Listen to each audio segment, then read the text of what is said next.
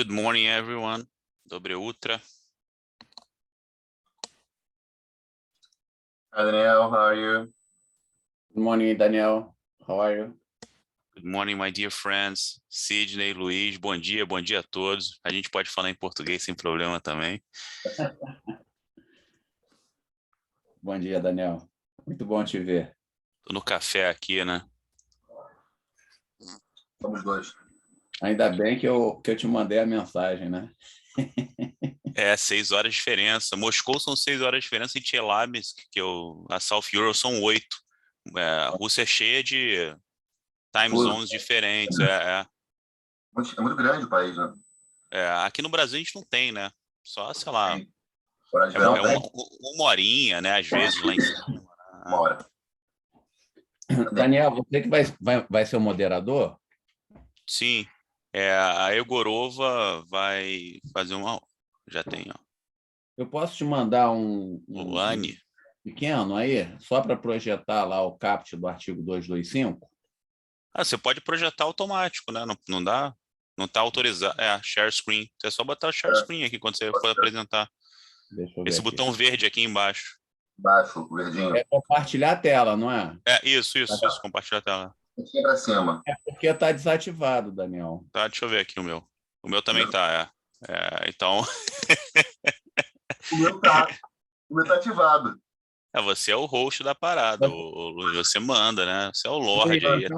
Então, depois eu posso mandar para você, Luiz, pelo WhatsApp? Não é? Mas assim, eu peço o host para compartilhar aqui também depois. Mas você quer botar o quê? O 225 só? São 2 ou 3 slides, uma coisa assim bem... Tá. Vou só esperar eles entrarem. Daniel, de 10 a 15 minutos, Oi, né? Ardiles. Tudo bem? Bom dia. Tudo bom? Bom dia. Durante a apresentação, provavelmente, cada um deles vai ser host. Aí, provavelmente, vai ser autorizado a compartilhar. Tá. Tomara, né, Ardiles? Vamos Tomara. Mas o meu tá aparecendo já aqui para compartilhar. Você é o cara. Luiz é um Lorde inglês, é outro esquema, né? Não, desculpa. Você clica no share, tá desativado. Isso, e não vai, tá desativado. Você já viu o Luiz jogando tênis, Sidney? O cara vai com roupa de Wimbledon, assim, né? Ele parece realmente...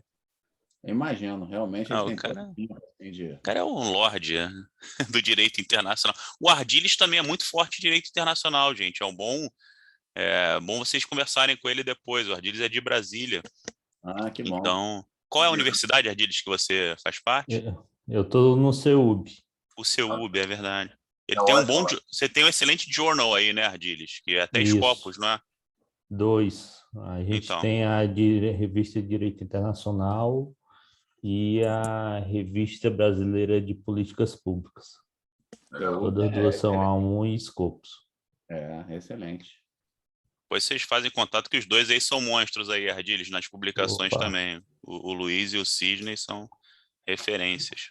Vamos trocar ideia, sim. Legal. Muito bom dia aos brasileiros que estão aí. Bom dia, Santa Catarina. Como é que tá em Floripa? Bom dia. Bom dia. Bom dia. Hello, dear colleague. Hey there. Hey, Maria. Hey, Maria. Hello. Dobre utro, Maria. It's good. You can speak Russian a little. Thank you very much. So I think we can start it. And first of all, I would like to thank you for your participation today in this conference. It's very important for us to prepare the conference like this with our Brazilian colleague. And I hope in the future we can prepare something also with very interesting topics. So today we have several topics for discussion, and I would like to thank our moderator of the conference today for the help in organizing of this conference. I hope the discussion today will be interesting. And so our conference is only about scientific problem and only scientific, and we will discuss about the problem of law in Russia and Brazil. The problem that will be discussed today relate to a variety of scientific fields of law, for example, in our countries, such as a problem of constitutional law, environmental law, problem of legal education, because we have several presentations about educational in law today. So also we will talk about civil and civil law. And I suggest asking to the speakers questions in the end of the conference, and not after each reports, if possible. I hope the moderator of the conference agree with this. And I would like to introduce our moderator of this conference. It is Daniel Brandes Ferreira, the Dean of University Candido Mendes Professor, Ardilis Alves Soares, Postgraduate Fellow, Center Universitas de Brasília. And our moderator from Kutaisi Moscow State University, where I'm working, are Vitaly Slipak, PhD in Law, Associate Professor of Department of Integration and European Law, and Alessia Zasimkova, PhD in Law, Associate Professor of Department of International Private Law of our university. So now I would like to introduce Daniel, and maybe you can start, dear Daniel, our conference, please. Yeah. Thanks, Maria, and I'm really glad to be here with this joint event with Kutaisi University. You've been so generous with me since the beginning, since we met back then, like I think 1 year ago, and you've been inviting me to the events, the conferences, and we have a big event in September every year that you also organize. So thanks very much for this cooperation, and it's really important for us. For these international initiatives are really important for everyone. And I would like to thank all my colleagues, all my Brazilian colleagues here that accepted this invitation. And, I can see Luis, Sidney, Luani, and Hisiani, and also Ardilis, who is also organizing and cooperating with Russia and all other countries that we know. And this is an event that I asked my friends, my Brazilian friends here, to talk about their research topics specifically and what they do professionally. So I really think we're going to learn a lot with them. And each one of you has, I know it's just a little time, 10 minutes, but it's just a presentation just to introduce your topic. And then so Maria and the professors from Kutaisi University can know what you research, and you can cooperate later. And thanks a lot for being here. And please, Ardilis, if you have some initial remarks, the floor is yours, and then we can start the presentations. Okay, we can start. Okay. Thank you so much, Maria, for the invitation, the cooperation.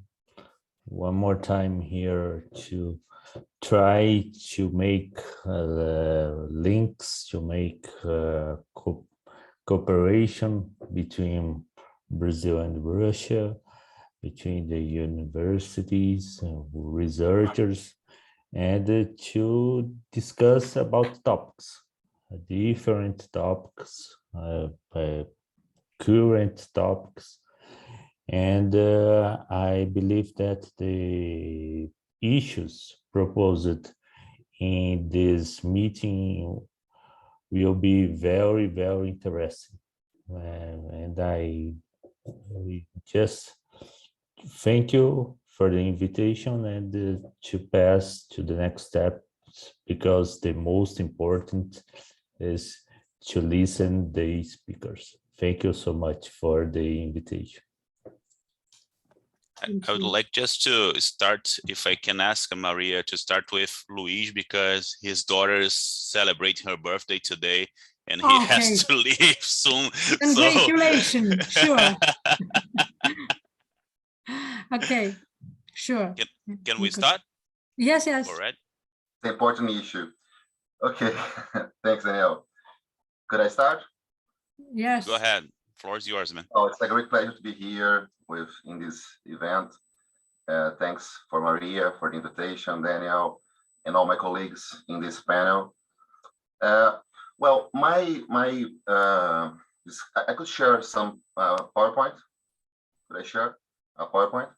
Maria, can we make the presenters the hosts, because they are not being able to share the PPT? I think my employers can help us. Alessia Fedorovna, please talk with our employers to help us to share the presentation. Just 1 second. Because our employers of my Department of International Cooperation also with us today, and they can help very quickly to us. When we are waiting a few minutes, I would like to say that I also share my presentation, the text of my presentation in Zoom, chat Zoom. Also, you can look the text if you want, because my first language is unfortunately, but after Russian is my first language is French, and for me it's a little difficult to speak very quickly in English. So when I was thinking about it, I decided also to send my text in the chat of Zoom. So. Maria, si vous préférez, vous pouvez parler français aussi. Pas de problème. Pas de problème. Pas de problème. C'est bien si tout le monde parle français, mais non, je peux parler l'anglais. Je parle un peu de français, seulement.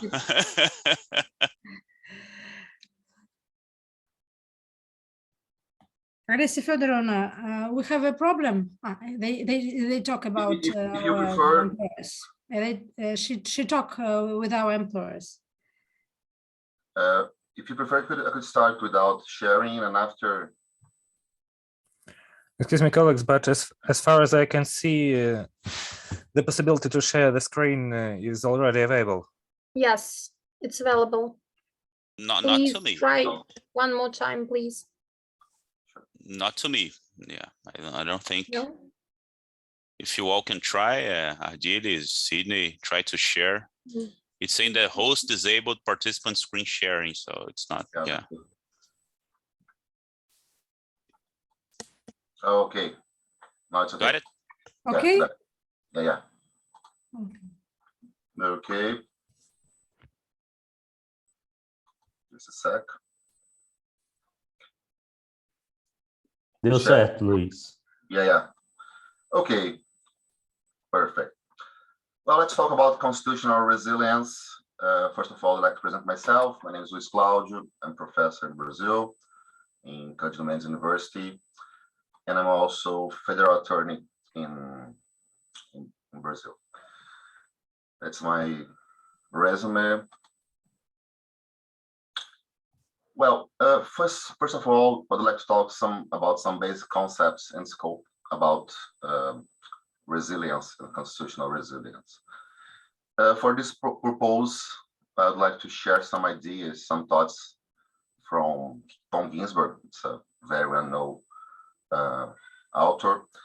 And Ginsburg says that, first of all, that's a quite interesting information that normally the Constitution takes 19 years in average to be replaced for another one. So it's quite interesting that it's a short time for the average of the constitutions in the world. And what Ginsburg says about the Constitution, what's necessary for this resilience of Constitution.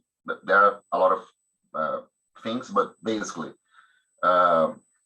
he's concerned regarding the GDP, the democracy, political stability, of course, and he says something that's quite obvious, but it's important to point out that normally countries with stability in the democracy and fewer international institutional crises have resilience in the constitution. Okay.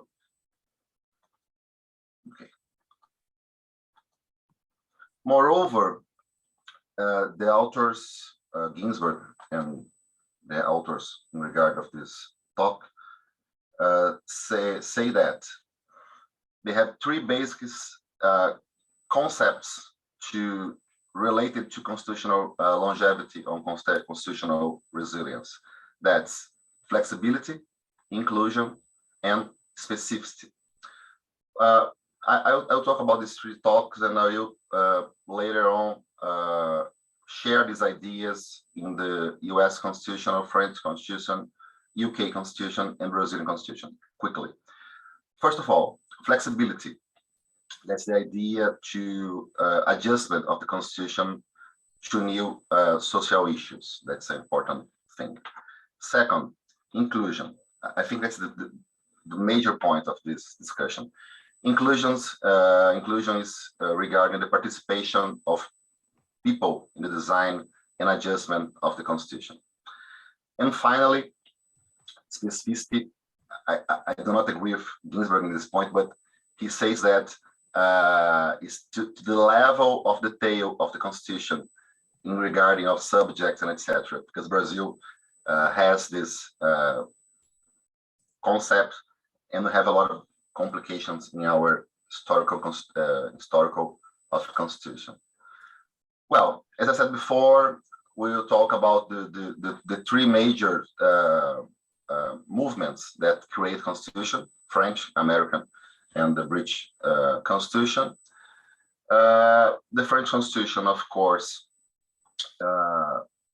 is the outcome of the French Revolution, American as well, and the British. I'd like to point out that because the British Constitution has a different aspect, because it's not a formal one, and of course we have some difficulty to use these three concepts of Ginsburg in the British Constitution. But let's move on because of the time. First of all, let's talk about France. Well, it's quite interesting because France has had 11 constitutions after the French Revolution. It's interesting because you think about French as a model of stability, and in fact, it's not so true. Of course, the last constitution is from 1958 and 58, and in this concept, you can see that the last constitution of France has some stability, and you can see some concepts of Ginsburg in the last French constitution. For example, you can say that you have a form, a process of amendment. So the French Constitution can change during the process to be adapted to the new situations. That's the point that I would like to point out, to highlight, because as I said before, in my perspective, this idea of flexibility is the most important one in these three different models of constitution. Well, the current constitution in France suffered 24 changes, one alteration every 2.5 years. It's interesting information as well. And I'm not talking about this because it's the process of amendment of the constitution, but must have just 10 minutes. It's a lot to say. But what I'd like to highlight is that the French constitution is flexible, because accept process of amendment, you can see some aspect of inclusion of the population in the process of constitution, especially through a referendum model, because there's a referendum model in France, and you cannot say that the French constitution is specific, because it's not so specific like Brazil or India constitution, for example, because it's much less specific. But of course, you can support that French constitution has in French system, particularly, especially, we can see political institutional stability. Well, let's talk about the US now. Everyone knows that the US has one of the oldest constitution in the world. It's about more than 200 years. And you have 7 articles and 27 amendments. So you can divide these amendments during the years. You can see that US suffered one change every 8.5 years. It's a lot. Of course, everyone knows it, but the first 10 amendments of the Constitution are the Bill of Rights. But in the US, I'd like to highlight one important thing. We don't have so many changes during the duration of the Constitution, but you can see clearly one thing. There are a lot of changes based on the interpretation of the Supreme Court. So we don't have a formal amendment of the Constitution, but you can see clearly an informal process of alteration in the Constitution in the US.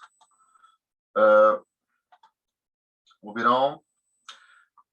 This is a process of alteration of the Constitution, and as I said before, the Constitution of the US is rigid because the process of alteration of Constitution in the US is quite difficult. So you can say that it's flexible through decisions of the Supreme Court, but it's rigid. It's inclusive because there are some process of popular participation, and you can stand that you can see some institutional stability. UK, as I said before, we don't have a codified constitution. You can see a lot of acts that compose the UK Constitution, like the Act of Settlement, Act of Union, Human Rights Act, Constitutional Reform Act, that's quite recent, and so on. But in the UK, it's different. It's difficult to use these concepts to support an idea. But you can say that the UK Constitution is flexible, of course, especially because of common law. It's inclusive. And we have, of course, political and institutional stability. Let's talk about Brazil now, and go into my final words. Now, Brazil had 8 constitutions, or 7, depending on the base that you use. The first one and second one were the most durable one. The first one, Brazil, that's 1824, lasting 67 years. And the second one, that's from Republic, lasting 43 years. Now, the current constitution it's from 1988, so we can say that the current constitution has 34 years, almost 34 years. But it's complicated because we have a lot of amendments in our constitution. We have more than 100 amendments in our constitution during this period. So if you divide the number of years of the Brazilian Constitution and the amendments that the Constitution suffered during these years, you can see that we have more or less 3 changes per year. It's a lot of amendments in our Constitution. So basically, we have 1 change every 3 months. It's crazy. I do not talk about the process of amendments because I don't have so much time. Let's talk about the final ideas. Our Constitution is flexible because we have, of course, we have more than 100 amendments. Is inclusive because there are some process of popular participation. Specific because the Constitution is huge with a lot of details, a lot of informations, like environment that Sydney will talk later. And we have some, I don't know if you can stand that, but we have some political and institutional stability. Well, findings. We can say that Ginsburg is right in my point of view, in my perspective, when he say that it's important inclusion in the process of Constitution, popular participation in this process of amendments and the process of constitutional design. So the constitutional design is not based just in a formal procedure, a formal procedural decision, but it's more a collective decision. So you need to see different perspectives, different ideas in a plural society. So we can say that we need to be based on a spirit of respect and tolerance. Sorry. And the participation of minorities in this process. So basically, you can say that democracy and the legitimacy should be analyzed not just for a majority perspective, but rather from the idea of respect for individual rights and plurality. So my last thoughts that the constitutional resilience depends on the openness to a rational dialogue among the members of the community to increase the legitimacy and respect of the Constitution in a continuous process of recognition and pluralism in a complex society.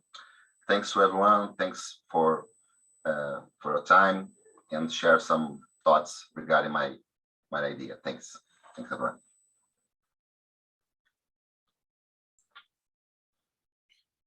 My dear friend Luis, thank you a lot for bringing these remarks on the constitutions of various countries and especially our dear country, Brazil, at the end. So thank you. If you could just stop sharing the screen. Thank you very much. Oh, I think my image is not really good. Oh, yeah. Okay, so let me just get back here. And now, as I didn't skip this class, please, the Brazilian ladies, let's start in alphabetical order here. So Professor Luane, if you are ready to go, I know you're always ready to, so please, the floor is all yours. Thanks a lot for being here directly from Anápolis. It's near the Federal District, the capital of Brazil, and she's a professor there. She's a commercial, corporate law professor mostly.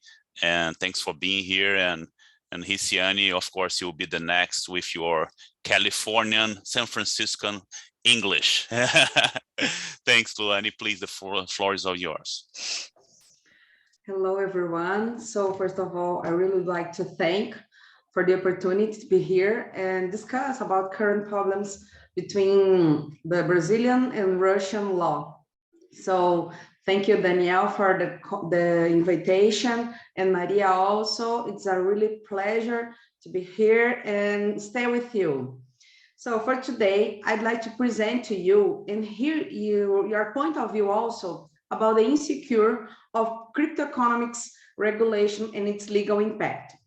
As we know, the Bitcoin emerged in global economy about 2008 when Satoshi Nakamoto created it.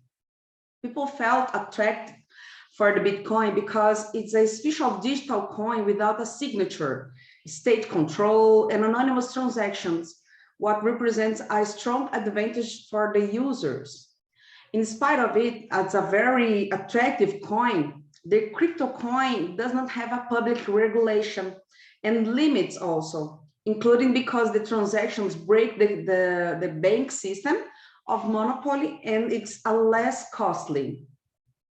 After a huge robbery of Bitcoins in Japan, the public authority edited the first legislation about crypto coin, what was had the objective to protect economics agents.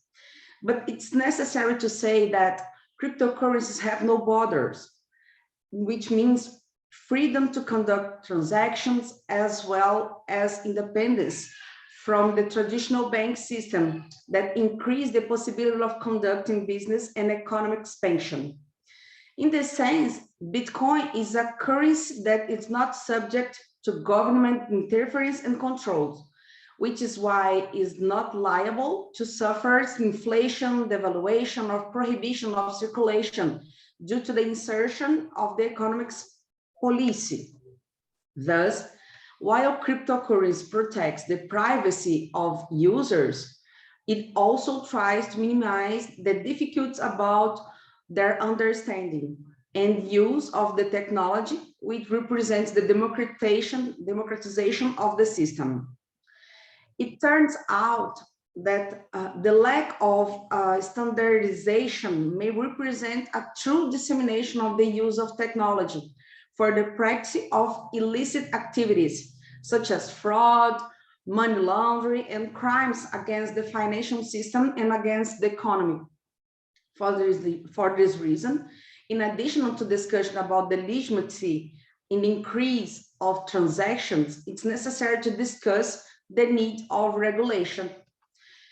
Even though cryptocurrencies are recognized as a means of commercial transaction, the Brazilian legal system has not adopted Bitcoin, for example, as a legal circulation currency, like El Salvador, which pioneered the decree in 2021 adopting Bitcoin as a legal circulation currency in order to foster financial inclusion, as well as ensuring the development of rights and quality of life for the Salvadorians. On the other hand, in Brazil, there is a law project number 2303 from 2015 that's being processed, which provides for the inclusion of digital currencies and air-mileage programs in the definitions of payments arrangement under the supervision of the central bank.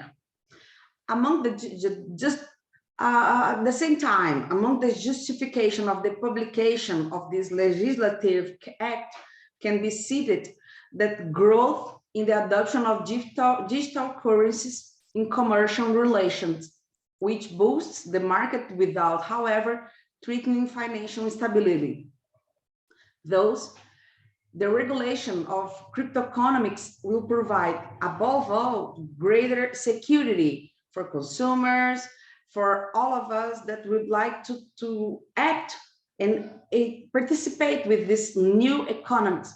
So every time a consumer is exposed to a significant financial risks, it's necessary to regulate it, because the absence of regulations may cause an insecure. In addition, the regulation also has the power to mitigate the illicit money laundering, since the current situations corroborates this practice due to the anonymity and the difficulty of identifying the transactions that are carried out, despite the fact they are registered in the blockchain. Without any intention of exhausting the subject, this exposition ends with the need for regulation to prevent any failure in the payment system made through digital currencies from failing of the responsibility of the central bank, which entails the need for state monitoring and control in order to avoid losing credibility. In conclusion, it appears the lack of the regulation of crypto economics, including the creation of new trading models such as NFT, metaverse itself, generates insecurity in the financial relations practice. Thus, the creation of norms cannot limit their effectiveness, but only to determine standards of conduct and responsibilities derived from their non-compliance. So while I am researching for this subject specifically, I find out there is a very serious insecure about a regulation, a lack of regulation in blockchain or also of crypto economic. So there is a necessary way right now to regulate it, but at the same time, we just cannot limit it. It's not necessary to only put some words in the law, how people will act, but also it's necessary to create a way of responsibilities of the person who is going to use it for other purpose. So I really would like to hear you and your experience from your countries also for everybody who is here today, because here in Brazil, in spite of we have a project of law since 2015 until today, there is no conclusion about that. And at the same time, El Salvador just started in the whole world a way of adopting Bitcoin as an official currency. And how can this impact in our economy or our global economy? So thank you again for this opportunity, and I'm at your disposal for any questions. I thank you very much for this opportunity, and Danielle also. Thanks a lot, Luane. And you brought a topic that it's mainstream nowadays, right? Cryptocurrencies and digital technologies, and that's a topic that I love, and I really learned from you today. Thanks a lot. And I think Russians, they are really into law and digital technologies. And Maria also asked me to be about legal tech, this conference a little bit. So you are representing this topic today. Thanks a lot, Luane. And okay, so Riciane, please. Riciane is a leading mediator here in Brazil, from the south of Brazil, the state of Santa Catarina in Florianópolis. And it's cold there sometimes during winter, and not in Rio where I'm from. So she knows a little bit about a Russian feeling. Of course, you don't, right, Riciane, because Russia is really cold, but yes. A little bit sometimes. A little tiny bit. Winter here in Brazil, it's 0 degrees Celsius. That's our winter. In Rio, it's 20 degrees Celsius. So we don't have winter here. But sometimes Riciane has some Siberian feelings, let's just say, in the south of Brazil. And Riciane, please, the floor is yours, and enlighten us with your mediation knowledge. Thank you so much. It's a great honor to participate of this distinguished event. I would like to give a special thanks to my dear friend and colleague, Daniel Brantes Ferreira, who invited me to be here today. I also would like to thank Professor Maria Egorova, moderator of this event. I am pleased and grateful to be here among these respectful colleagues. My contribution to this legal forum will bring to your attention the challenges of future of law. I did wrote down some notes to guide myself in order to keep into the 10 minutes deadline that I have. As a lawyer, I do love to speak, so I will try to make myself and my speech as brief as possible. Well, my subject is the future of law, the challenges legal education faces in Society 5.0. To start speaking about challenges legal education faces in Society 5.0, it is imperative that I briefly explain to you what is Society 5.0. The concept of Society 5.0 was developed in Japan in 2016 by Professor and PhD Yoko Harayama. This idea proposed a new guiding principle for innovation, sustainability, economic growth, education, and science. But how did Professor Harayama came up with this idea? Well, she and her team decided to take a long view of history. She looked behind and she defined as Society 1.0 as the hunter and the gatherer society, the beginning of our times.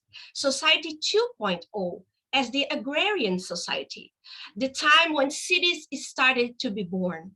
Society 3.0 as the industrial society, the industrial revolution time. Society 4.0 as the information society, the society of technology, the society we are living now. And finally, observing and studying what was missing in the timeline of history, she realized that we have never paid attention to ourselves. We have never paid attention to mankind. Humans have never been in the center of any society before. Therefore, she and her team proposed a human-centered society. This new society incorporates all the innovations of Society 4.0 into every industry and social life. This idea is to create a balance between economic development, science, sustainability, technology, to offer a better quality of life, solve social problems, transform education, provide a sense of worth. She called the super smart society. In 2019, the G20 signed a compromise to become a Society 5.0, and Brazil signed as well. And ever since, Brazil has been working on moving its society into this new concept. Once the concept is explained, it's reasonable that in this high-tech human-centered scenario, legal education faces undeniable challenges. Artificial intelligence, jurymetrics, cryptography, online offices, online meetings, online courts, all of this is a way of no return. Big data, biometrics, this is all part of our new life, our new society. As technology takes over Society 5.0, brings something a little bit different, a little spicy. So today, I stand my case on how to complete the 5.0 equation, bringing human-centered concept to legal education. So I ask you, what are the challenges of legal education in Brazil, in the world? How to bring 5.0 human-centered subject to law schools? The answer is soft skills. Yes, developing soft skills are the key tool to humanize law schools. I explain. The ability to communicate with clients at a human level is very vital, as this is the most important aspect of being a lawyer. Soft skills distinguish us from robots. Soft skills connect us with people. Soft skills connect us with clients, with prosecutors, with judges. Soft skills connect with everyone. But let me tell you something. There is nothing soft about learning and developing soft skills. It is a very difficult method. It's difficult to master. But if law students master, they can be employable practically in every field they decided to go into. So let me tell you this, no matter what position, industry, or country, mastering soft skills is vital to success for lawyers, as World Economic Forum teaches every year. Therefore, we need to teach our law students human skills, how to design creative solutions to prevent and to solve conflicts between parties. We need to teach them decision-making abilities. We need to reinforce the importance of integrity to legal professions. We need to teach them how to balance between emotional intelligence and high risk and complex cases. We need to teach them how critical thinking and problem-solving abilities are important. In a world that speeds so fast, we need to teach them the importance of active learning and learning strategies, because lawyers never stop learning. Teach them leadership, social influence. Teach them fundamental understanding of law and economics, like the USA already do, and Europe as well. Teach them resilience, stress tolerance, flexibility. Teach them how to listen, observe, how to negotiate strategically. Teach them that law school is beyond the law.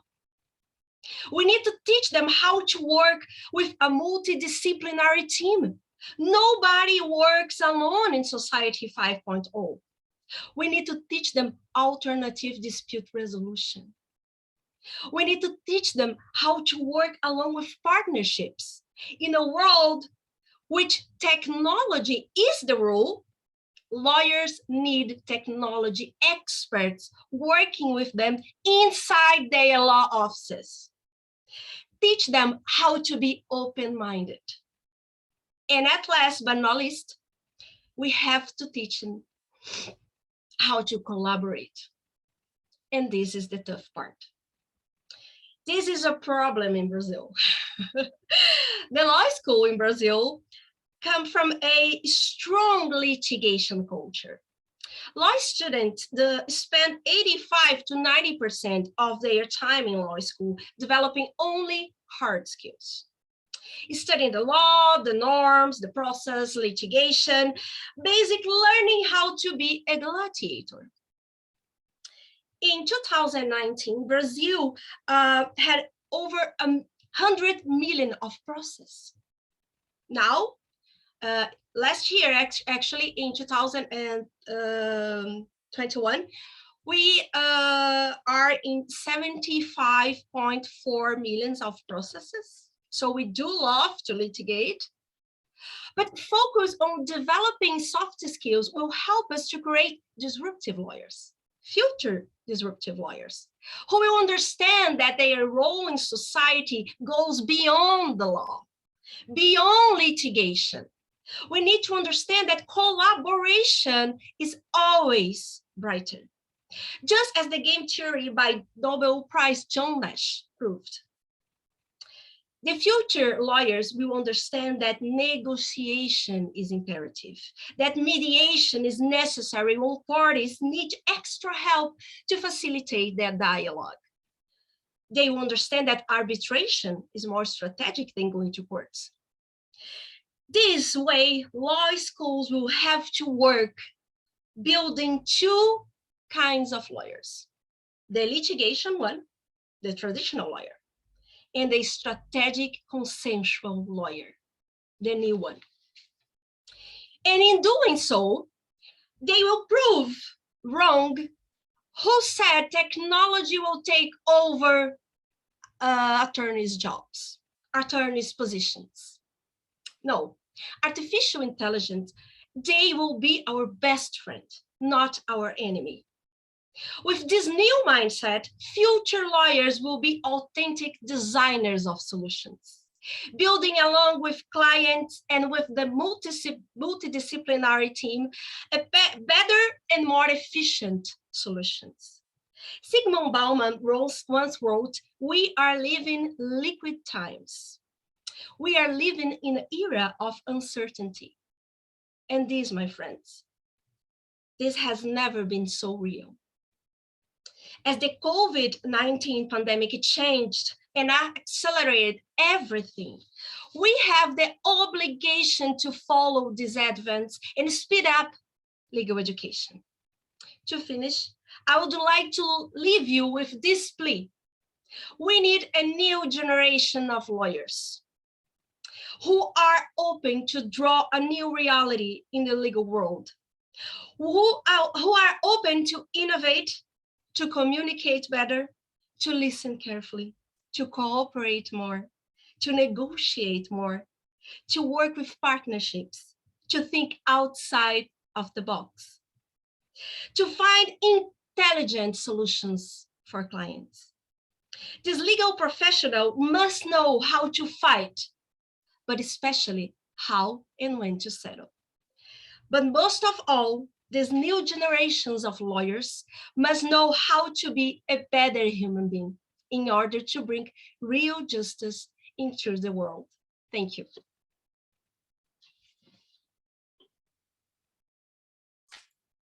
Thank you, my dear Riciani, and I hope we can meet soon, either in Rio or in Florianopolis, and of course in Moscow when the time and the conditions allow us. And I would love to be in Moscow right now. I would be, but my trip was canceled. So I hope I can meet you all guys soon enough. So please, I wasn't, I was a bad Brazilian here. I wasn't following the program actually. And please, Maria, I'm sorry for that. So you are next. Thank you. Thank you. Yes, because we already sent for everybody our program. I think I couldn't talk a lot, but my presentation is devoted to the problem of environmental law, which are currently relevant. So my topic about digitalization in the field of land use legal aspects. Today, the digital economy offers ample opportunities for the development of the state land administration system. In the near future, modern technology enable to create an environmental of high-tech digital platforms of the land use, which will ensure the minimization of the human factors, accompanying corruptions and errors, automate the collection of statistical text and other reports, and issue discussion making based on an analysis of the real situation. It's important to mention that the president of the Russian Federation has identified digital transformation as a national development goal until 2030. Digitalization of land use give the opportunity to create implement an intelligent system of planning and optimization, agricultural land space and land use at different levels of generalization. For example, its economy, region, country, foreign territories, operating of the basic of digital, remote, and computer modulating methods. From the point of view of legal research, land use as an integral and unified objective of digitalization is an extremely complex and multifactorial subject of analysis. This complexity is due to a whole range of problems of both legal and institutional nature. Among them, we highlight the following. The definition and the context of the concept of land use. It can be considered as an environmental, economic, political, social, financial, legal category. This multiplicity of functions makes it difficult to create a single context of legal object of digitalization. Category types of the form of land use, it's also very important. According to the land code of the Russian Federation, there are 7 categories of land use: agricultural, industrial, and transports, forestry, water, environment, satellite, reserve, and several those subspace also. This is the category. In turn, these categories are superposed of the problem of ownership and use, permanent, rental, concession. Also, according to Act 72 of the Constitution of the Russian Federation, land use is subject of joint of the federal center of the constitutional entities of the federation, which implies their ownership,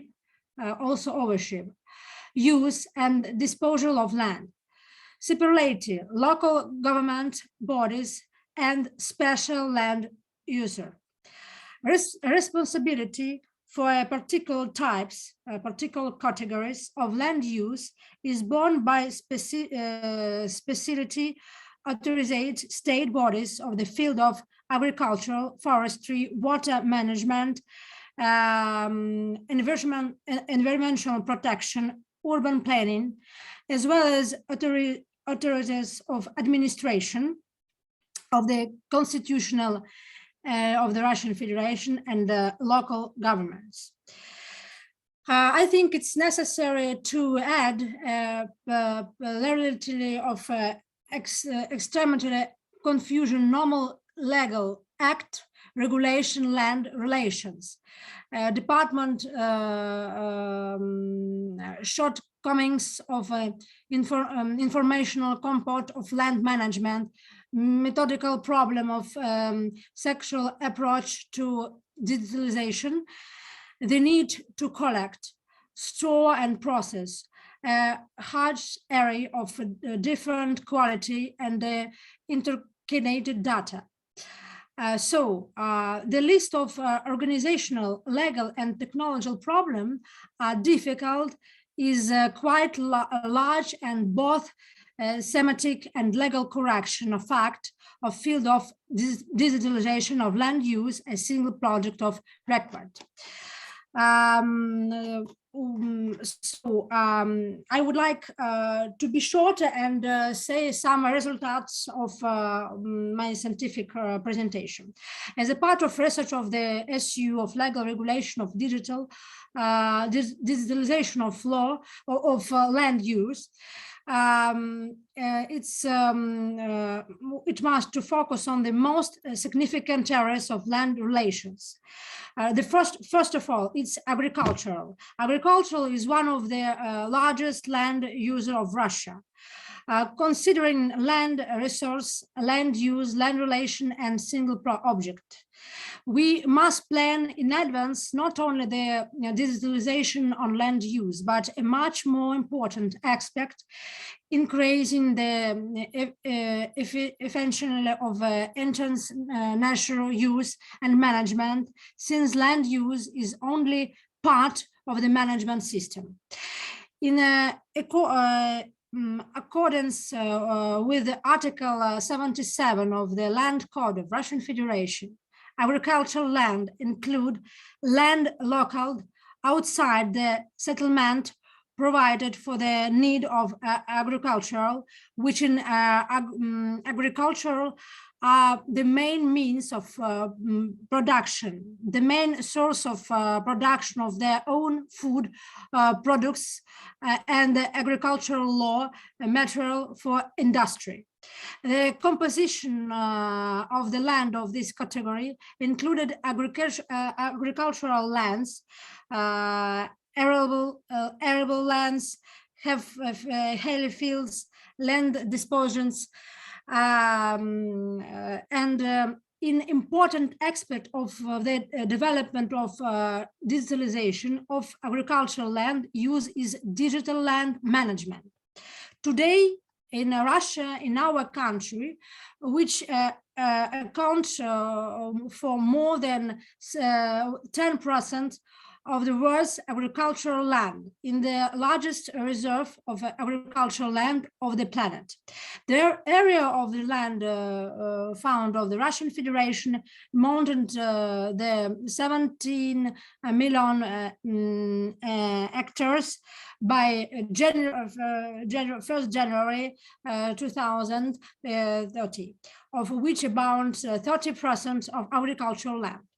The government of Russian Federation, considering the current state of development of state national of agricultural lands within the framework of concept of development of state national of agricultural land, and in the formation of state information resource about the lands of the period until 2020, state the following.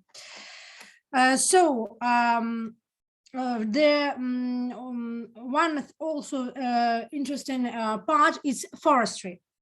The largest territorial lands in Russia are part of the forest fund.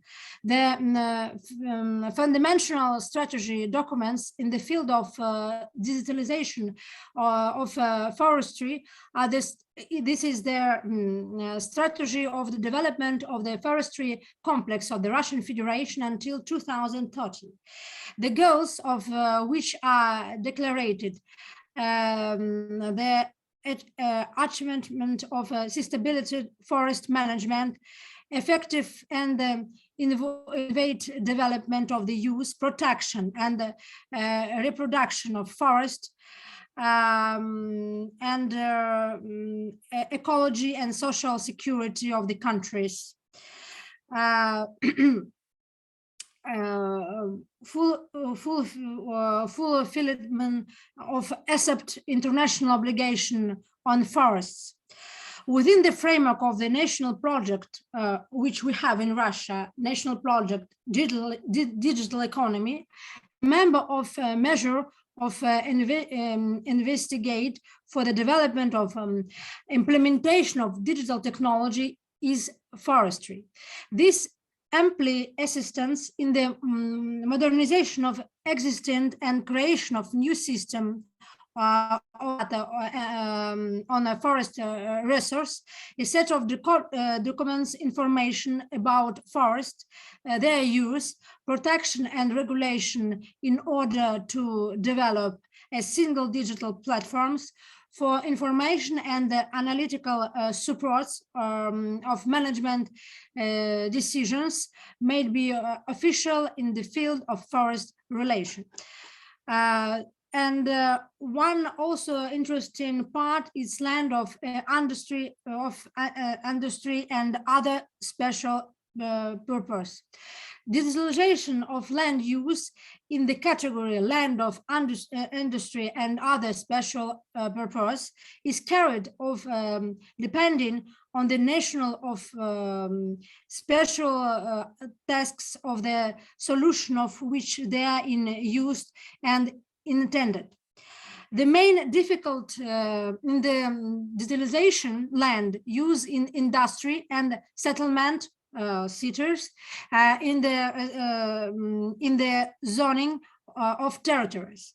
According to the current legislation, the type of zone with special conditions for the use of territories can be established, So it will be zone of protection of culture heritage objects, security zone of electric power,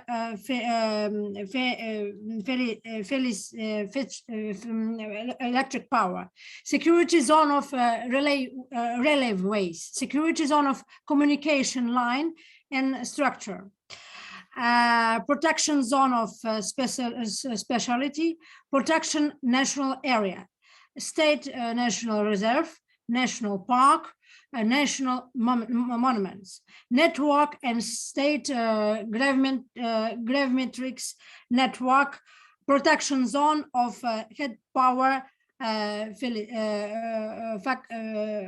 head power. And the last is, this is juridical practice. Juridical practice is also very important, and the possibility and practical use of the digitalization of manifested in the decrease in the member of short case in the field of land use. Analysis of juridical statistic shows a large member of land dispute that they are considered by court annually.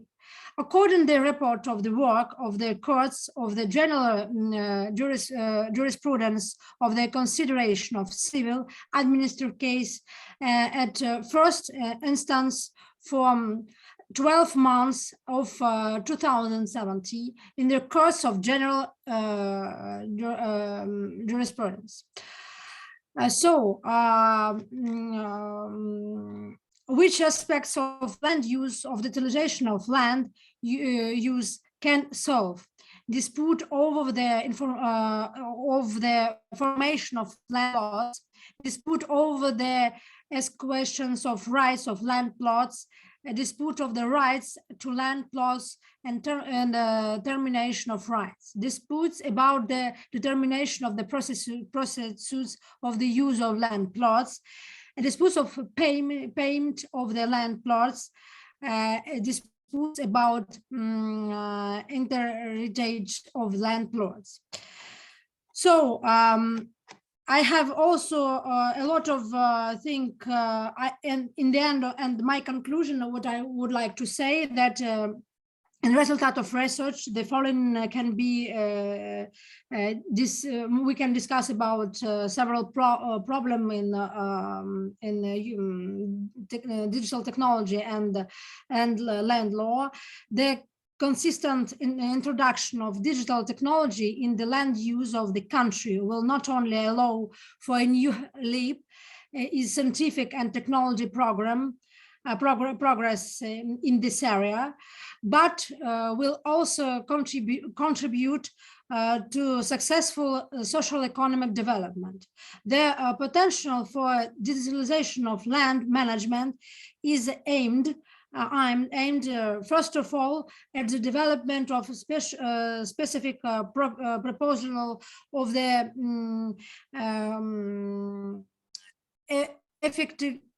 effect and the comparative use of land, substations of all possible ways to improve and develop the use of the territories, as well as the legislative and the information of national model of land use in the near future. So thank you very much for our attention.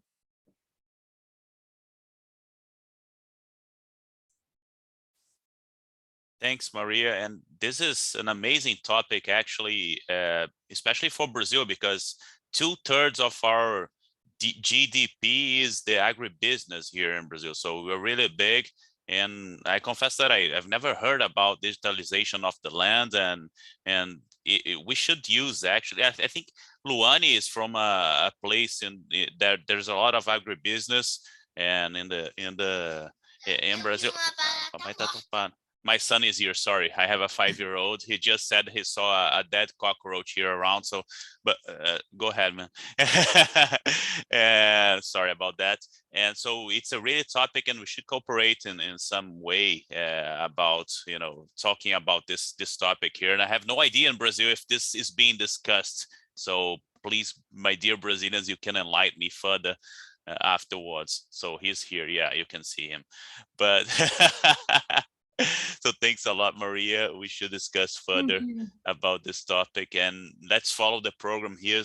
Please, Professor Sergey Kashkin, if I'm pronouncing it correctly. Thanks for being here, and it's a real pleasure to meet you, and regards from Brazil. Yes, it's great pleasure for me to come to Brazil for the first time.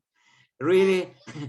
You should come in person someday. Yes. You know, you have a standing invitation, please, whenever you want. Create a fantastic atmosphere of Brazilian festival, believe me.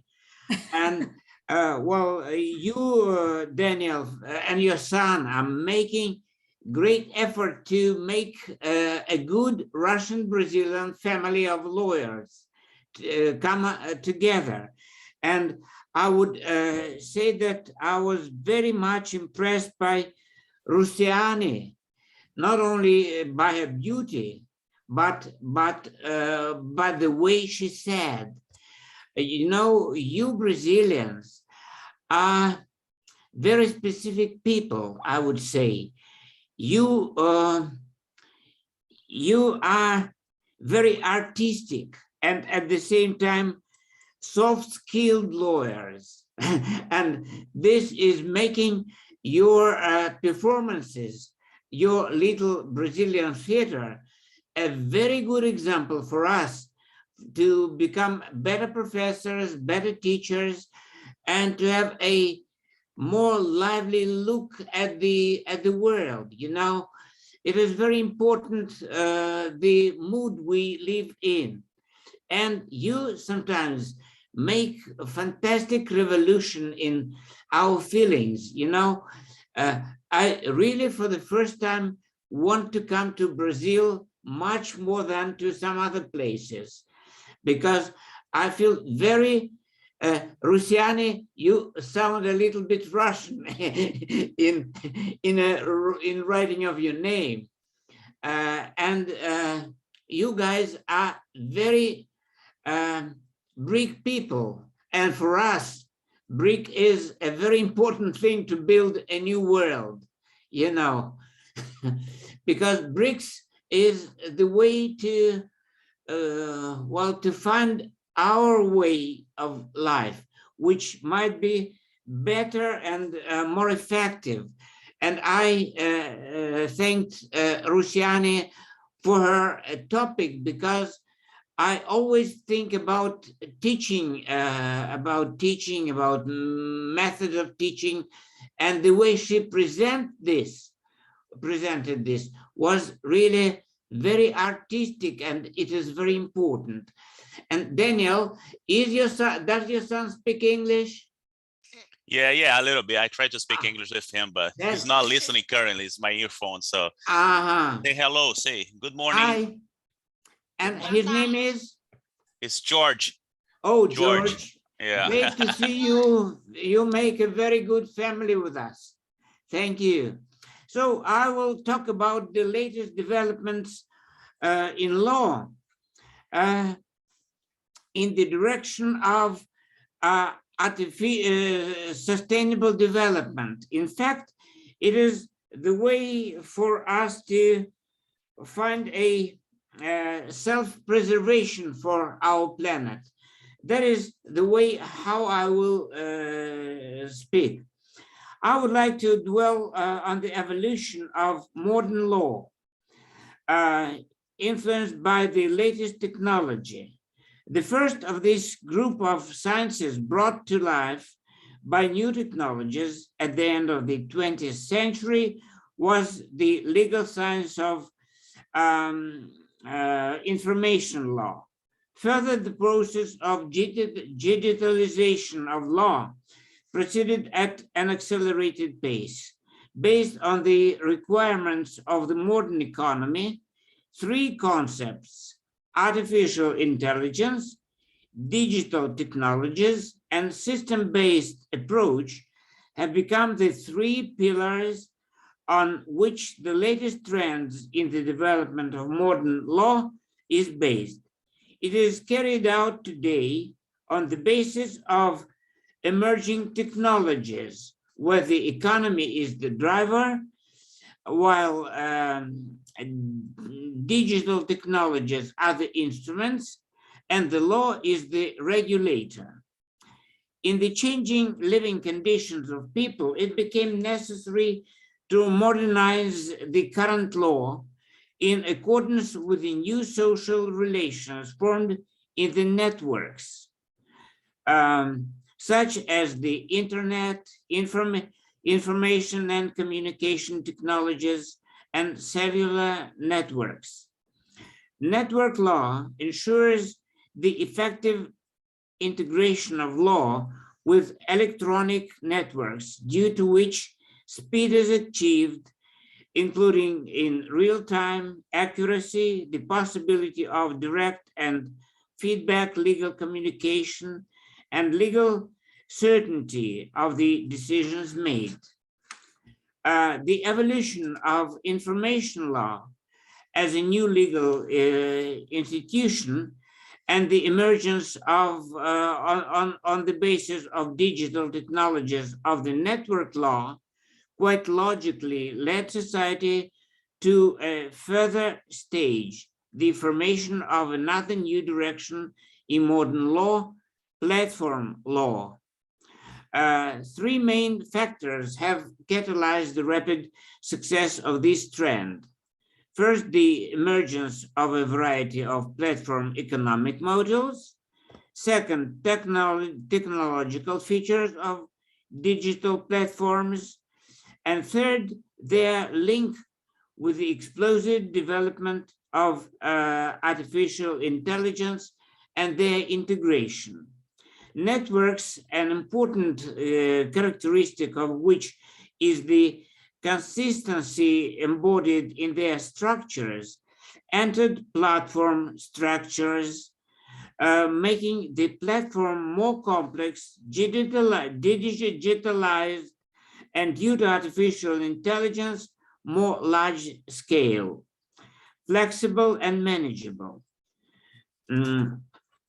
The integration of four basic components that led to synergy, economy, system-based approach, the latest digital technologies, and artificial intelligence required the development of legal regulation of platform entities.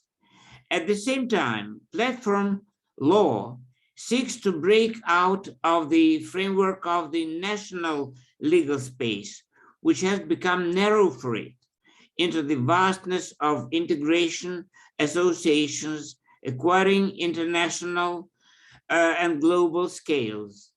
It is ready to integrate into itself the useful qualities of legal achievements of its predecessors. These are traditional legal instruments adapted to modern conditions and elements of information and network law.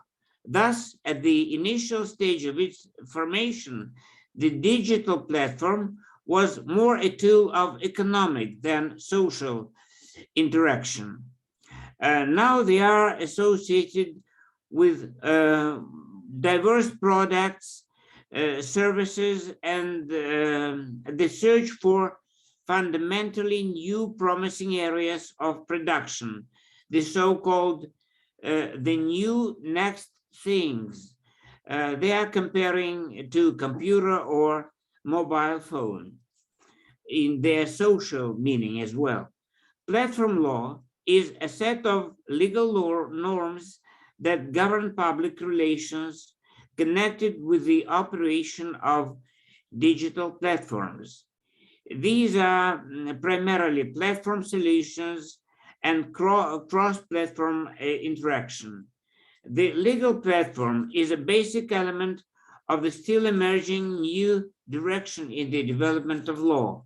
It provides the integration of systems of innovative digital technologies and artificial intelligence based on the latest achievements of interdisciplinary scientific knowledge, systematically applied in practice.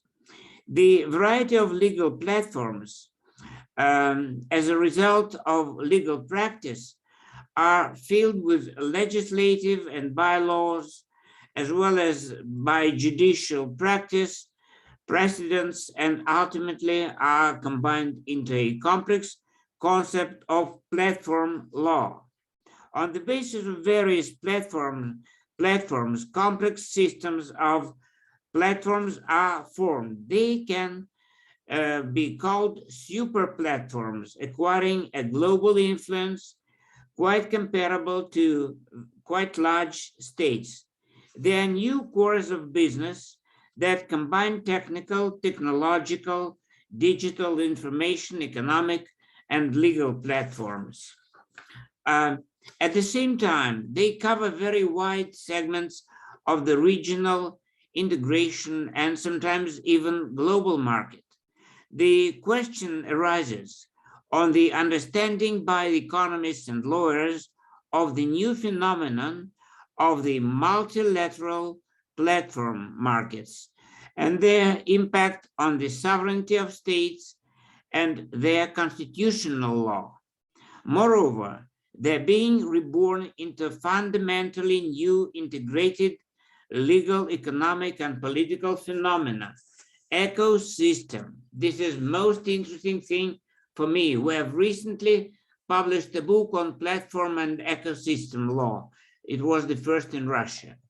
So the next step in evolution of modern law is the creation of ecosystems. They are made by integration of a number of more or less cooperating platforms that look very much like super monopolies. They have great economic, financial, and political power, quite comparable to the power of big states. They are equipped with a new level of artificial intelligence and distributed network, which is an absolutely new sphere in digital ideology, I'd say. For its regulation, we have to create a new ecosystem law, which may be very important for another new legal concept, ESG regulation. You probably know this, ecology, social, and governance. They are very much connected with the ideas of integration, what I'm teaching, integration law. These are the things that are very much interconnected. In other words, it is more global law of global law of sustainable development. It may be the real future for our planet, but it may be both good and bad in the results which it may bring to our planet. Thus, more economically ESG prosperous states who are building and accepting advantageous for them international sustainable legislation, they can create unacceptable for less advantageous countries conditions for their development. The systems of fines, demands, unsuitable procedures, and so on, like some abuse of ideology of rule of law, not rule of law, but human rights. They may be worked out ideologies of sustainable and not sustainable development.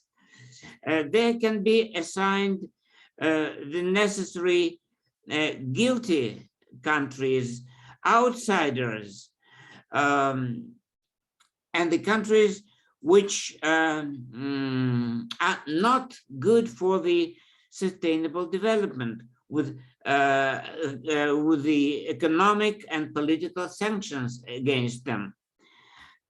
Thus, it was not necessarily give good results if they will be so much connected with the formed today new digital regulatory bureaucratic regulatory digital bureaucratism, which stands on the way of those who are weaker. And there can be a fight between very big and digital financial, economic, and political interests in different components of these practically problem which has no borders. Thus, the connection between integration, platform, and ecosystem, which are the three pillars of today's globalization, allows us to understand that all these three global components could help us to regulate artificial intelligence, newest digital technologies, and at the same time to guarantee sustainable development of the whole world. This is what I wanted to say. Thank you very much for your kind. Thank you very much. Thank you very much, Professor. And, you know, I was talking here with my Brazilian colleagues, and they were all very impressed by your speech and by your kindness talking about us, talking about Brazil. And that's why we're here. We're here to cooperate academically. And that's why we're here for. We're serious academics and serious professionals from Brazil. And please count on us, whatever we want your contact, Maria, please, afterwards, send me the professor's email. So we can, it's Kashkin or Kash, how do I pronounce it? Kashkin, Kashkin, okay.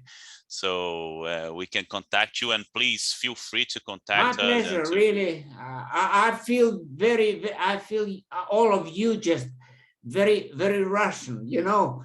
You Brazilians are very good Russian in character, in the wideness of the country of Brazil and Russia, and the population, which is in many ways similar, but you dance better.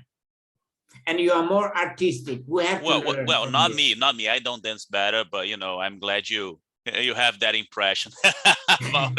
Well, by the way, I have a feeling that at school you were one of the most popular guys in the school.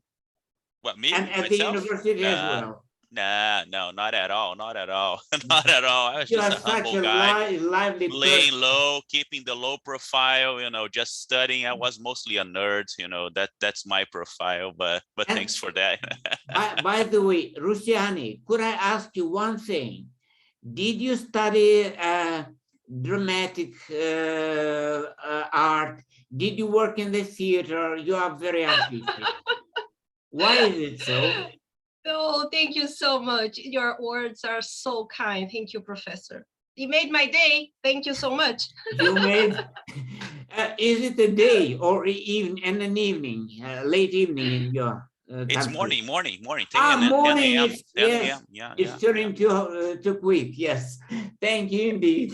But Professor Riciani is a ferocious negotiator, so that's why she's so theatrical. You know, she's a mediator and negotiator. So negotiators are all also like that. We're not Russian style negotiators because you have a specific style.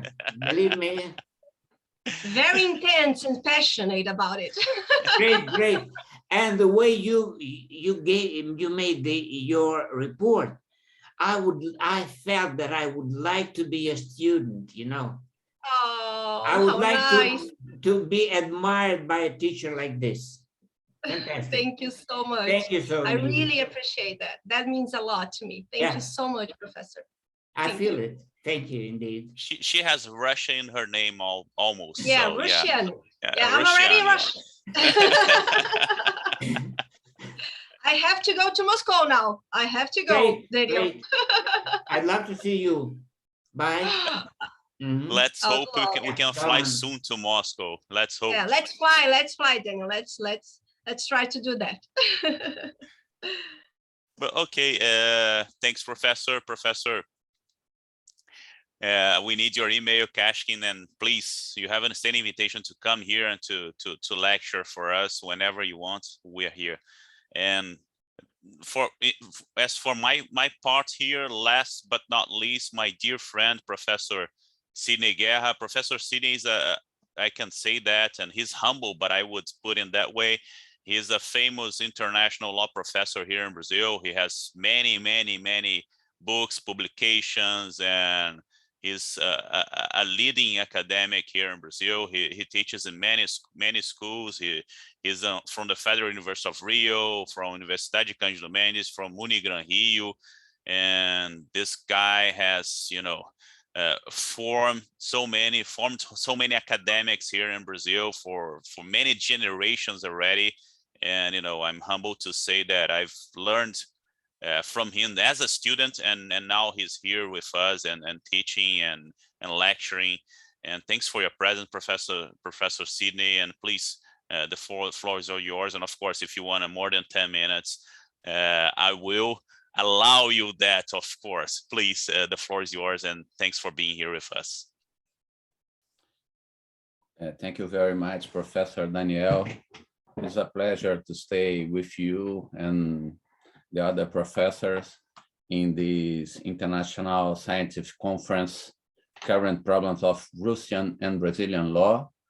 And please, can you put the slide for us, if you can? You want me? Okay, let me get it. I am very I wasn't ready for that. Just let me just get it. I'm very happy to stay here and to receive the invite from Daniel and Professor Maria too. And I talked with Daniel that the opportunity that we can publish a book in English with these articles that we prepared. I think that it's a good idea. And I also invite all professors to send your articles so we can publish here in a period from Federal University or in Cândido Mendes University.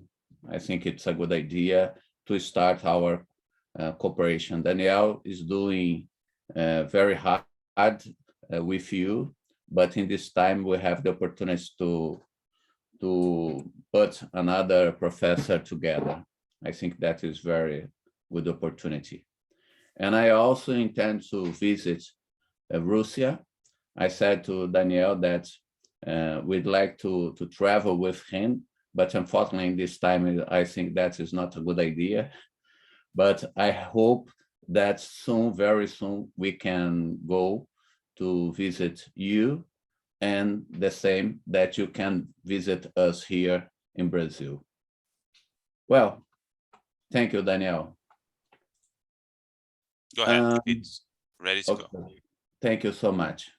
Well, I am a professor of international law, and I also professor of environment law and human rights law. So when Daniel invited me to present something about our work here in Brazil, I think that's a good idea to show you a little about the constitutional protection of the environmental in the Constitutional of Brazil. So now the first one, Daniel, I show them. Thank you. Following the international trend, especially after the Stockholm Conference of 1972, Brazil inaugurated a new phase relation to environment protection, which had as a precursor the edition of Law 6938 of 1981 that created the National Environment Police. However, it was with the promulgation of the Brazilian Constitution that the matter came to the forefront on the national scene. The Constitutional was the first to provide constitutional protection in environment matters in Brazil, and is considered one of the most completed in the world. In relation to this subject, dedication a special chapter to it. In the Brazilian Constitutional Charter came to institutionalize the environment police and establish basic principles and guidelines to be complied distinctly by governor and governed. There are several articles scattered through the Brazilian text that deal with the obligations of society and the state towards the environment and deal with matters of a procedural, criminal, economic, and sanitary nature, in addition to roles attributing legislative and executive competence. At any rate, the chapter that deals especially with the matter must be emphasized, in particular that prescribed in Article 225. Please, Daniel, can you change? Please, yeah. Here we have the Article 225 that says, everyone has the right to an ecologically balanced environment and assets for common use by the people and essential to a health quality of life, imposing on the public authorities and the community the duty to defend and preserve it for present and future generations. In effect, from the forecast stamped on Article 225, it's evident that the constituent legislature elevated the environment to the condition of goods of common use of the people and right of all, with an expansion of the concept of environment expressed in Article 3 of Law 6938. This is because when starting the study of the matter, the first idea that is presented is that the environment manifests itself only in the elements of nature. However, its reach has significant amplitude, giving rise to the so-called holistic periods, which consist on protection the environment in an integral way, that is, to guarantee and integrate ecological system to protect the parts from the whole. It's evident then the attribution of important wholes that were conferred to the public power, as well as to the collective, in order to guarantee a health environment for the present and the future generation. It seems that two distinct situations have been created. The first, not to promote degradation. The second, to promote the recovery of already degraded areas. The appropriate conception of conservation necessarily has to be dynamic, because we are not able to understand it this way. Little can be done. This is because we are not facing an asset that can be included among those belonging to one or another legal entity of public law. On the contrary, the environment is integrated by assets belonging to several legal entities, natural or not, public or private. What the Constitution did was to create a legal category capable of imposing on all those who use natural resource an obligation to care for the environment. This is a type of economic interpretation that aims to guarantee access to environment goods for all. One cannot forget, however, that the concept of common use for all breaks with the traditional approach that common use goods can only be public. No, the federal law established that even the private domain obligations can be set for all to ensure the enjoyment by all of the environment aspects of goods owned by them. In fact, from the reading of the aforementioned constitutional provision, it's evident that occurrence of significant change in the approach to the term where the acts of the public powers and private individuals may not offend the environment, and the legal norms must conform to it.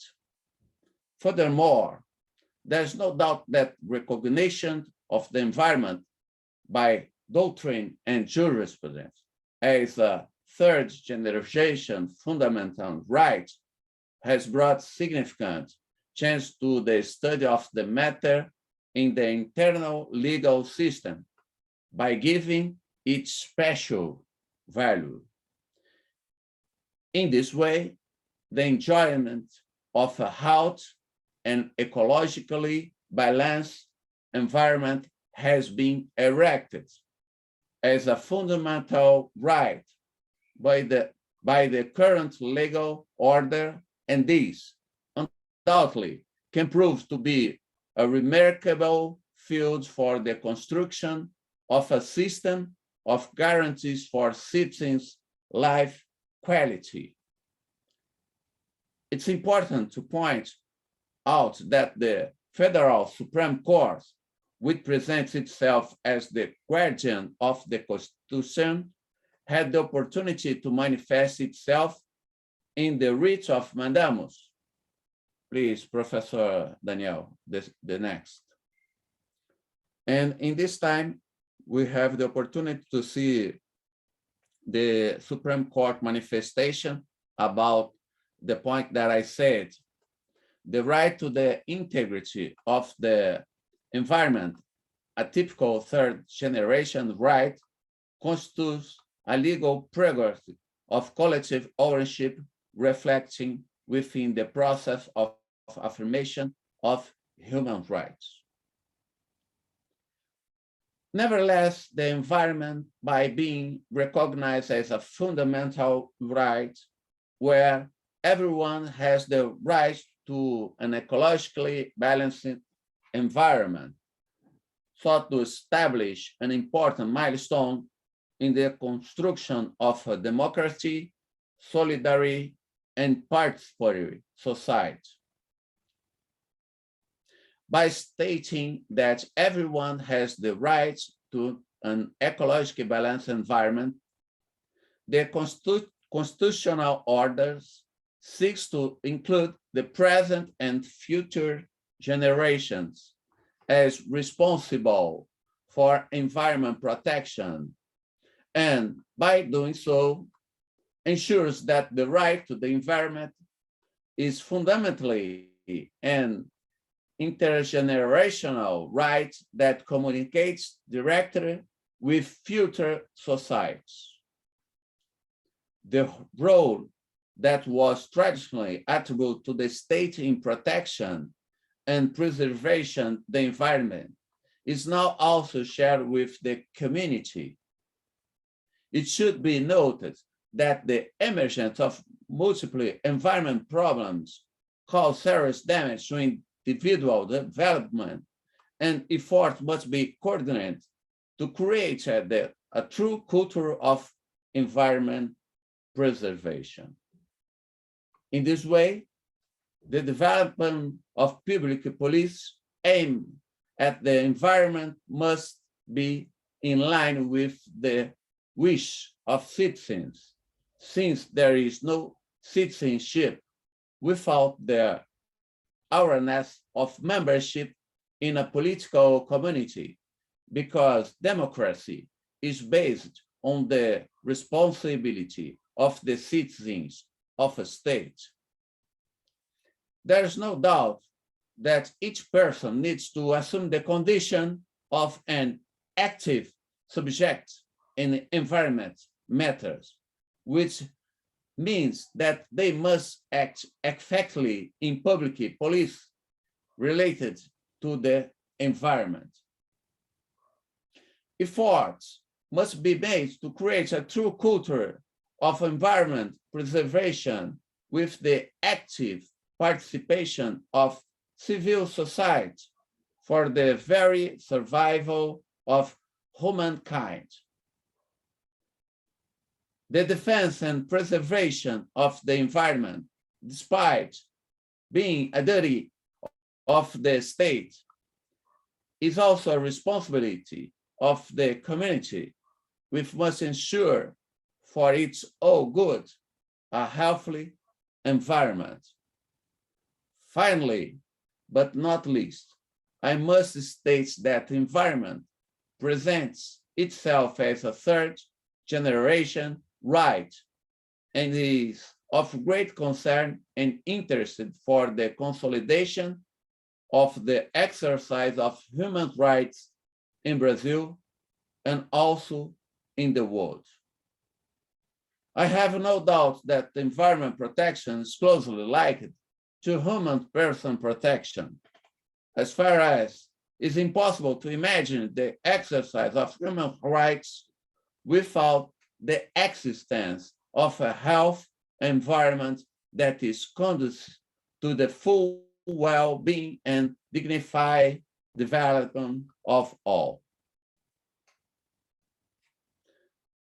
By being traditionally classified as a third generation right, the environment protection in Brazil has enabled the use of specific procedural instruments aimed at the protection of diffuse, collective, and trans-individual rights, such as, for instance, the popular action.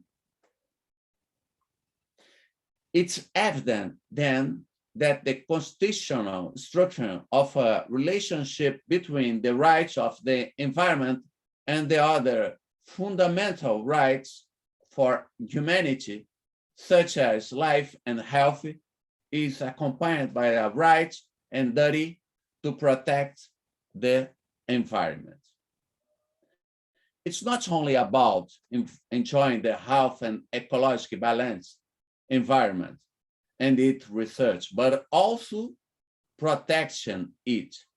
The idea of protection, especially refer to the environment, means that the state has the duty to combat dangers to the environment in order to guarantee and protect other fundamental rights that are overlapped with it, and to protect citizens from aggressions to the environment and to the life quality perpetrated by other individuals. I have brought here with this brief exposition some aspects that deal with the constitutional environment protection in Brazil. I thank Dr. Daniel Brandt and all the organizers and coordinators of this event for the invitation. And I hope that soon we'll be able to receive you here in Brazil, and that we can also be with you in Russia to develop partnerships, activities, and projects that will bring as a final result the construction for a free, democratic, solidarity, and happy society. Thank you very much for the opportunity. And Professor Daniel, please, you have my contacts here, my email, my phone number, and other contacts that you need. Thank you very much for everybody.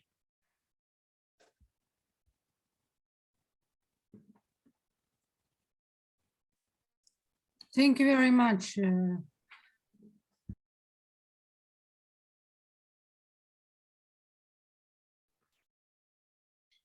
Well, thanks, Professor Sidney. We're always learning from you, environmental law, international law. Professor Sidney is a leading professor here in the topic and with a lot of publications, and Professor Ardiles knows that. And well, as for me, in my part, from my side here, these were my Brazilian colleagues. So please, Professor Ardiles, the floor is yours. Thanks a lot.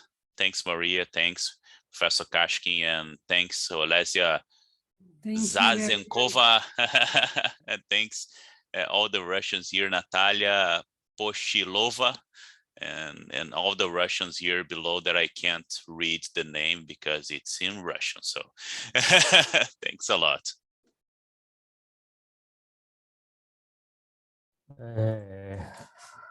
I'd like to thank you, Maria Gorova, again for the invitation, the partnership, all of the reminds of my name is it's a happiness, and I like so much to cooperate, to dialogue with you, and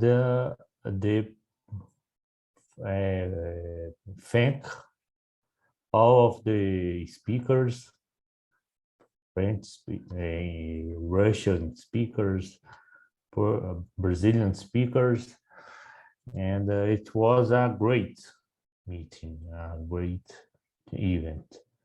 All topic discussed was very well developed to bring new ideas, and I only want to thank again to be part of all of them. Thank you so much.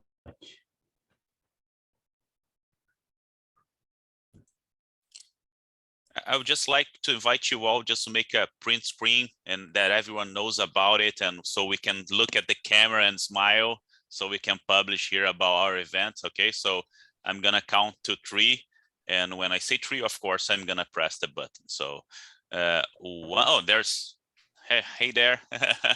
So let's do it. 1, 2, 3. Done. Thank you. We have also another speakers today in the program, I think. Yeah, from my side, they didn't show up, so I tried to contact them, and they're not answering. So okay, Natalia Pojilova, she is also here, research Primakov National Research Institute of World Economy and International Relations. Maybe Natalia can speak and talk about the problem about Russian law. Natalia? Yes, thank you.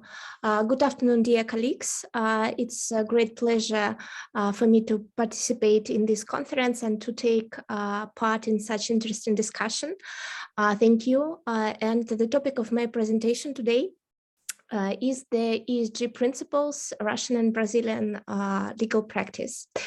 ESG principles as principles of sustainable development first appeared in the Russian Federation in the informational letters of the Central Bank of Russian Federation. We are talking about the disclosure of non-financial information by public companies. First of all, that information concerns the development of green projects and environmental safety.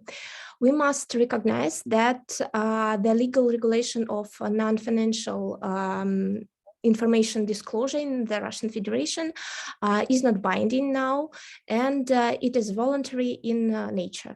And of course, it does not apply to all organizations and legal bodies. These principles, the principles of ESG, were further developed in the taxonomy of green projects adopted by the Russian government last year. And the green project, in the sense of the Russian taxonomy, is defined as a project that meets some principles. First is that compliance with one or more of the goals and main directions, criteria of green projects specified in the green taxonomy of the Russian Federation. The second is that the project must be aimed at achieving the goals of the Paris Agreement and one or more of the Sustainable Development Goals of the United Nations. The implementation of the project contributes to achievement of goals related to the positive impact of the environment. So the project must meet the technological indicators of the best available technologies.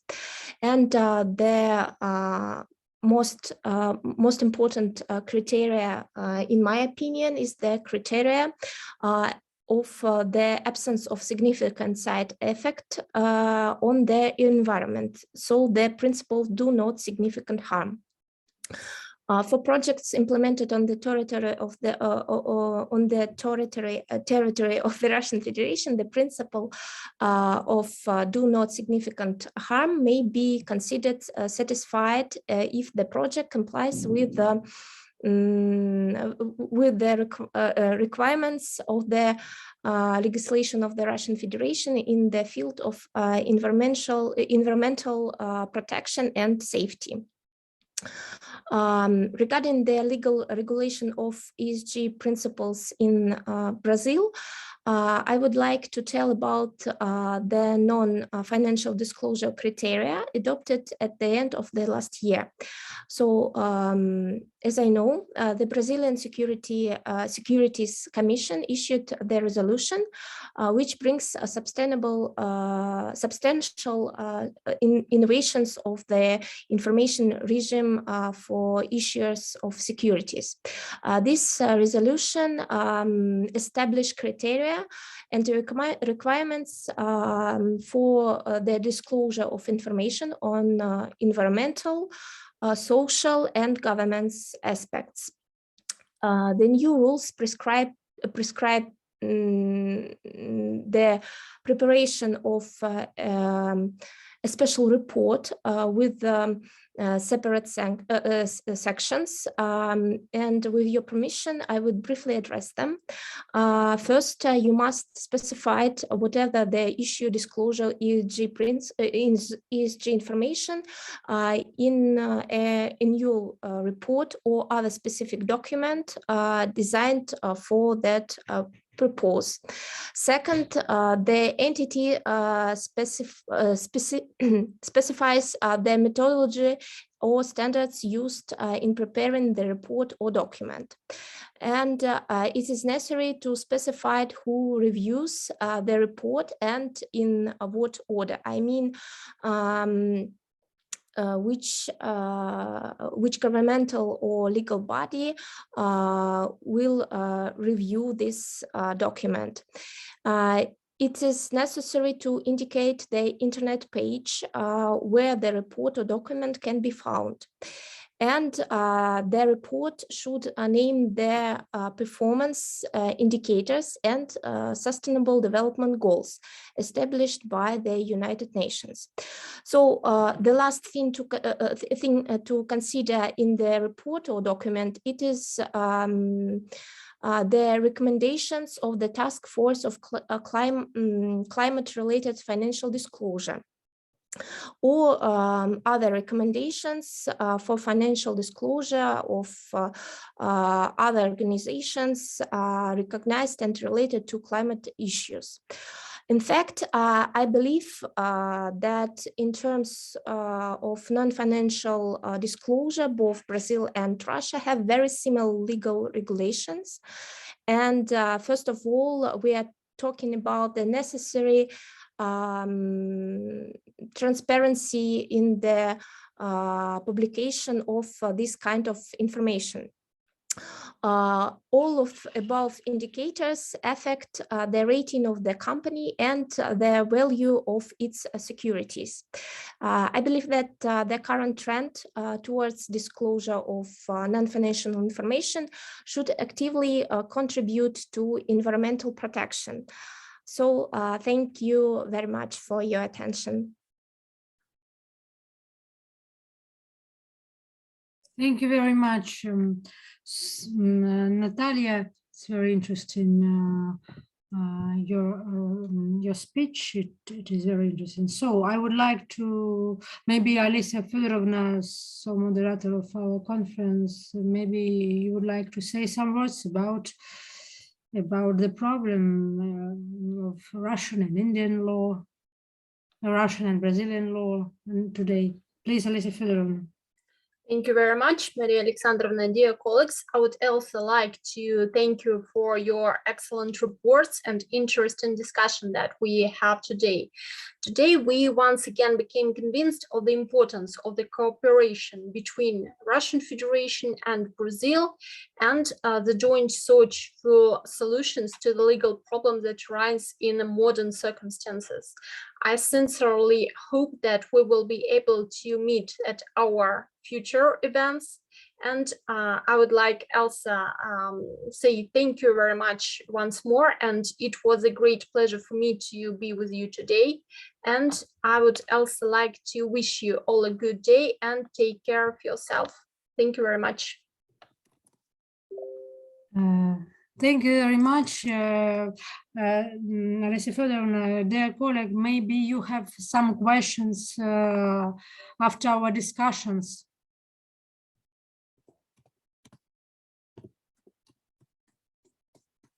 Do you have any questions?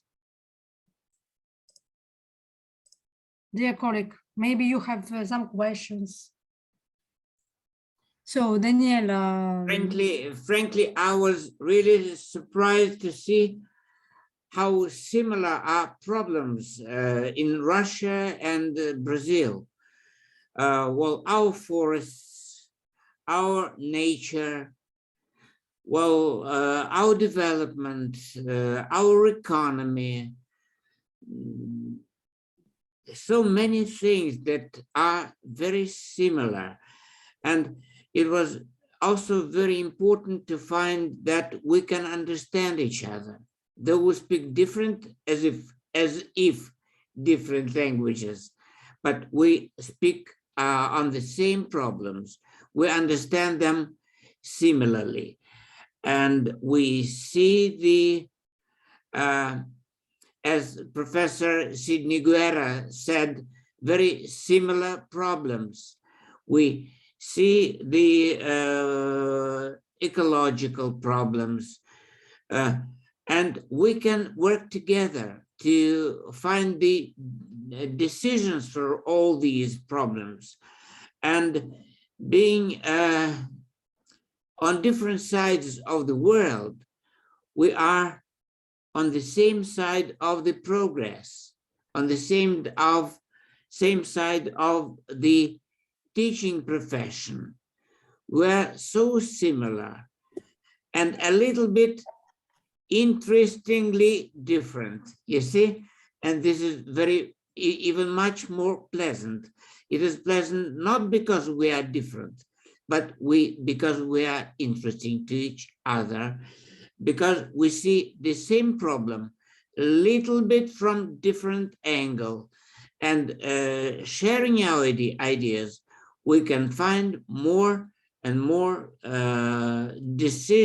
we can decide more difficult problems of our Russian and Brazilian problems, and we can come to that idea of BRICS, by the way, of the integration, which is one of the main means of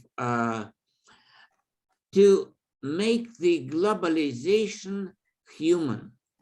That is, not to make American or Chinese or Russian globalization or Brazilian, but to make a global, understandable, and mutually beneficial globalization. And this is the final idea which I keep in my mind all the time, because we have to not overcome our differences, but to add to each other good features, good characteristics, good ideas, and work together.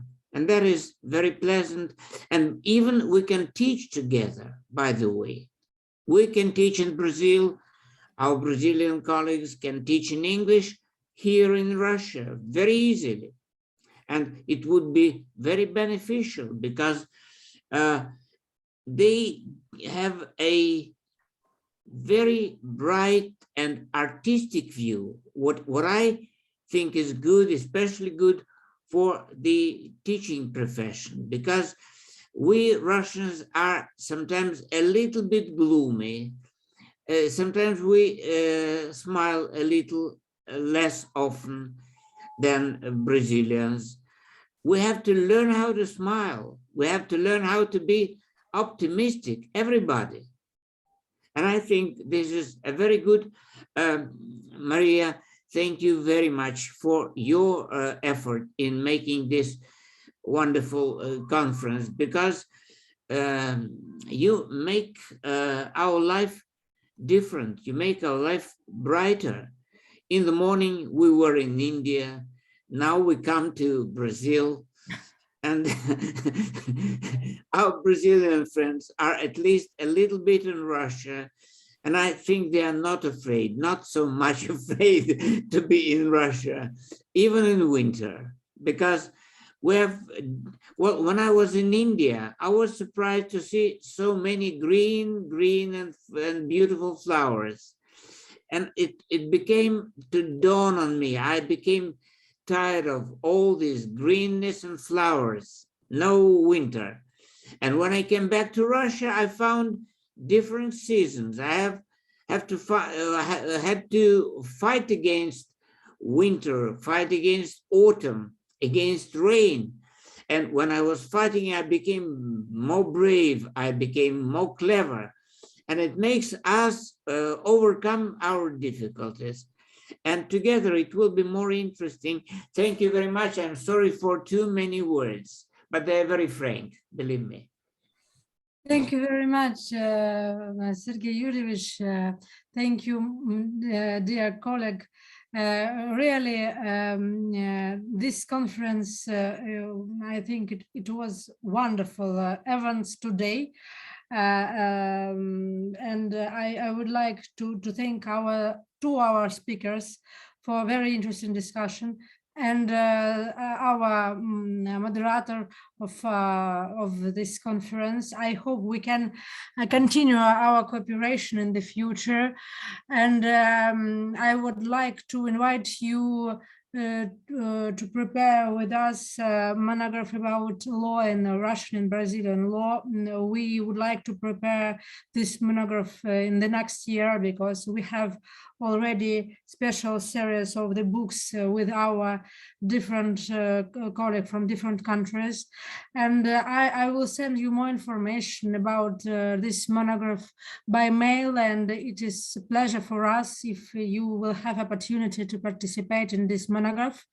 And I already send you my presentation by mail for all our speakers, and I was already send you an invitation and a little program of our forum in September, because now we are already preparing the program for September Law and Economic Forum, and it will be pleasure also for us if you can invite in this event. Thank you very much again, and Daniel, maybe you would like to say some words, and Ardilis in the end of our conference. It will be pleasure for us. Of course. Maria, thanks a lot for always being so kind with us and with us Brazilians. And Professor Kashkin, your words were, hit our hearts really warm here. So please get all our Brazilian warmth from Rio, from Santa Catarina, from Anápolis, and from Brasilia, and from everywhere else here from Brazil. So we have a lot of places. We are a huge country, just like Russia. And we are thriving people just like the Russians are always thriving since the beginning of the days. And I always say to my Russian friends that I'm very, very glad for the Russians, because you guys were the ones that won the Second World War for us, and in Stalingrad, and that's where it all started. So I hope we truly can cooperate, and we have a book already coming. Maria just announced that, a monograph, and we are here just to cooperate and to try to make this world a little better. All these guys there and ladies that are here, they are good academics, but more than that, they are good people, loyal people, and good professors. They're just been around for many, many years and trying to make Brazil a little better, and try to form good minds to contribute with this cross-cultural world. That's what we're doing here.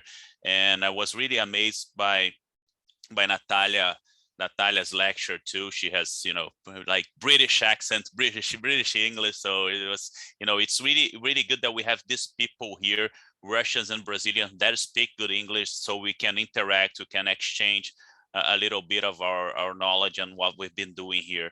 So thanks, Maria, for the opportunity. Professor Ardilis, it's always a pleasure to be with you also. And Olesia, thanks for being here too. And all my colleagues, my Brazilian colleagues, thanks for being here on a Saturday morning. I know it's not easy. Most of us have kids, and Professor Sidney has a grandchild right there by his side. So thank you. Appreciate that. Have a lovely weekend. Thank you. By the way, Daniel, and could we see your son in our, say, English program? Of course, whenever you want. That'd be great. So he's here.